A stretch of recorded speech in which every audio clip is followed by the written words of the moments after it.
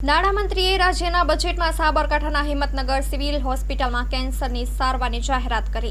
રાજ્યના નાણામંત્રીએ રજૂ કરેલા બજેટમાં સાબરકાંઠાની હિંમતનગર સિવિલ હોસ્પિટલમાં કેન્સરની સારવાર માટેની જાહેરાત કરવામાં આવી છે। Report by Jitendra Solanki, Sabarkantha.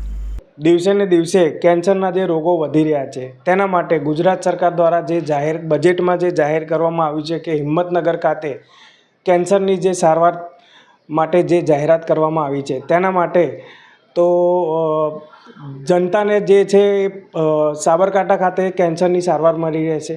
તેના માટે અરવલ્લી અને સાબરકાંઠા જિલ્લાની જનતાને અહીંયા સારવાર મળી રહે છે। તેના માટે અમદાવાદ કે દૂર સુધી જવાની જરૂર નહીં પડે અને સરકાર દ્વારા જાહેરાત કરવામાં આવી છે તે સાબરકાંઠા અને અરવલ્લી જિલ્લાની જનતા માટે એક આશીર્વાદરૂપ સમાન એક જાહેરાત છે અને એ ખૂબ લાભદાયી નીવડશે।